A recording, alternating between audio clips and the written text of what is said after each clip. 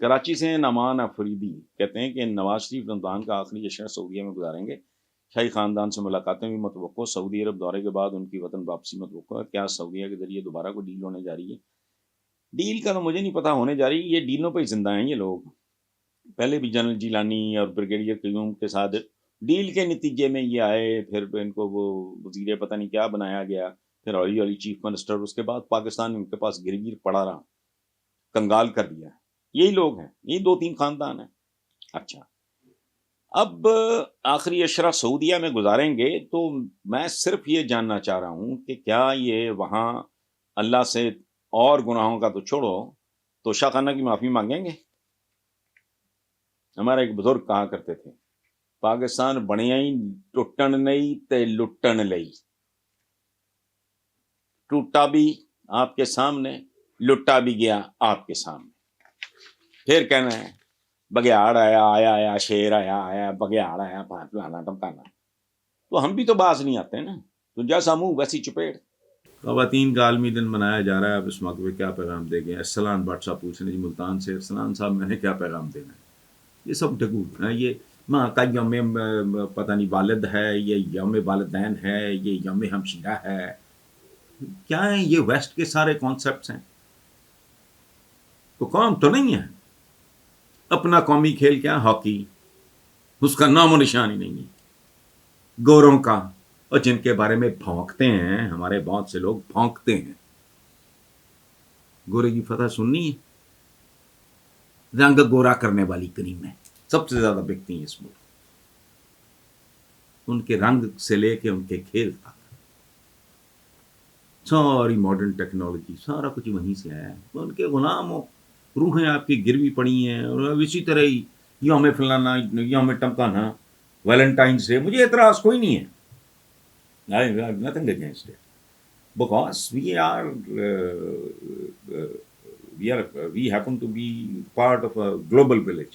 عالمی گاؤں کا ہم حصہ ہیں، یہ ٹھیک ہے، ہم عالمی گاؤں کے کمی کمین ہیں، میں بھیک مانگنے آیا ہوں لیکن میں وغیرہ وغیرہ، تو آپ کے وزیر اعظم کی تو پیروڈیز بتھیری ہو رہی ہیں، تو لیکن ہم بہرحال گلوبل ولیج کا حصہ ہیں، اور کس قسم کا حصہ؟ آپ کے بچوں کو معذوری سے بچانے کے لیے انہیں ڈنڈا دینا پڑتا ہے، ڈنڈا چلانا پڑتا ہے، پولیو کے قطرے نہیں پلائیں گے، کیا عجیب و غریب لوگ، مجھے آج تک سمجھ نہیں آئی۔ علم حاصل کرو چاہے چین جانا پڑے، کتنا خوبصورت پیغام ہے، لیکن کبھی کسی نے سوچا وہاں چائنیز جا کے سیکھنی پڑنی تھی، ان کے کلچر کا حصہ بننا پڑنا، ان سے آپ نے ظاہر ہے قرآن پاک تو نہیں کوئی سمجھنا تھا، چائنیز ماڈرن علوم سے مطلب ہے کہ چین اس زمانے میں، اچھا وہ ماڈرن علوم مجھے نہیں سمجھ آتی، اس ملک میں کھربوں ڈالرز لگے ہوئے ہیں مسجدوں پہ، مجھے کوئی بتا دے یہ سب کے سب اسکولوں میں کنورٹ کیوں نہیں ہو سکتے؟ علم حاصل کرو، علم مومن کی پہچان، کیوں تکلیف کیا ہے؟ ہر مسجد 5ویں جماعت تک نماز کے وقت بچے نماز پڑھ،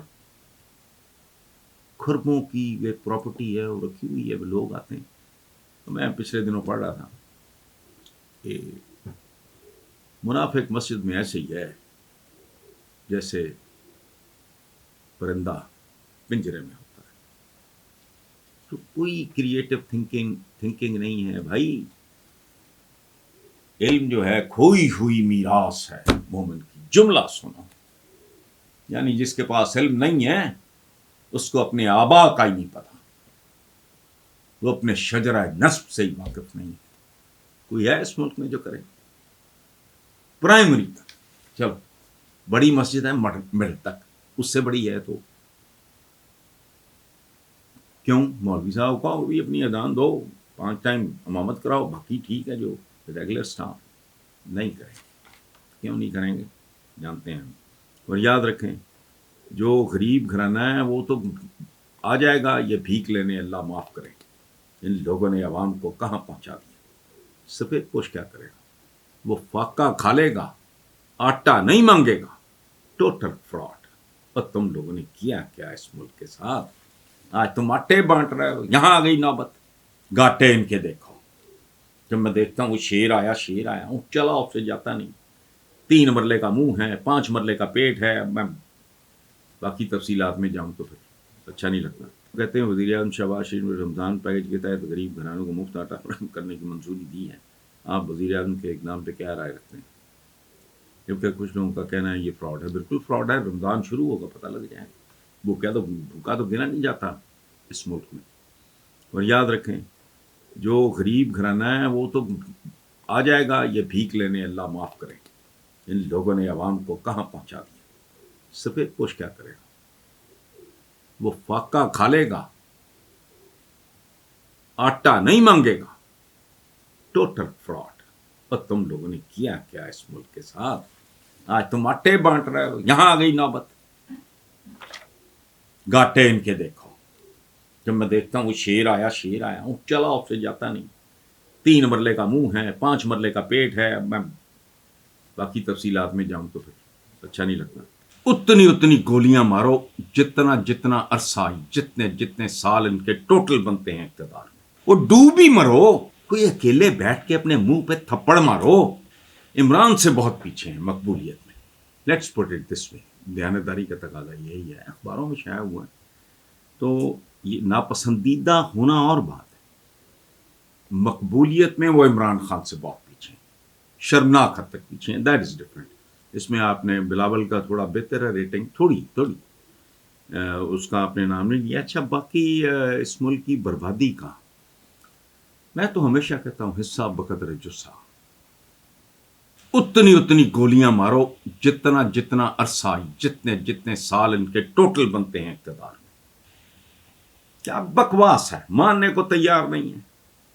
الٹی سیدھی ہانک رہے ہیں. عمران پہ تو ملبہ پڑا سارا. ان لوگوں کی لوٹ مار, غلط پالیسیز, غلط فیصلے, جو بھی آپ کہہ لو, مس مینجمنٹ, واٹ ایور. اور بات سنو, آج بھی ان کی تو لوٹریاں پھر نکلی ہوئی ہیں. ان سب کی تو ساری دولت ہے ہی ڈالرز میں. روپیہ ٹکے ٹوکری اور مزید ذلیل ہوتا ہے. ان کی دولت بیٹھے بٹھائے بڑھ رہی. اس پہ سوچنے کی ضرورت نہیں ہے. کون اس منحوس ضیاء الحق کے بعد اس ملک پہ جو لوگ طاری رہے. پرویز مشرف صاحب کا دور بہت اچھا تھا, ریکارڈ کی بات ہے. میری ان سے کوئی رشتہ داری نہیں, میرے کلاس والوں بھی نہیں رہے, نہ ہم ایک شہر کے رہنے والے ہیں, نہ ہمارا پروفیشن میں نہیں. انصاف کرنا چاہیے. ان بیسیکلی یہ جو آج یہ جو 13 جماعتی یہ جو پی ڈی ایم ہیں, بیسیکلی یہ ہیں ویلنس. اس وقت بھی لوٹ مار کا سامان. وہ فضل الرحمان صاحب کا سارا خاندان گھسا ہوا ہے جوتوں سمیت اقتدار میں. 85 ان لوگوں کی ڈٹائی بے شرمی کی انتہا دیکھو. اس وقت بھی پتہ نہیں کیبنٹ 75 سے زیادہ پرچے کس پہ. وہ ڈوب ہی مرو. کوئی اکیلے بیٹھ کے اپنے منہ پہ تھپڑ مارو.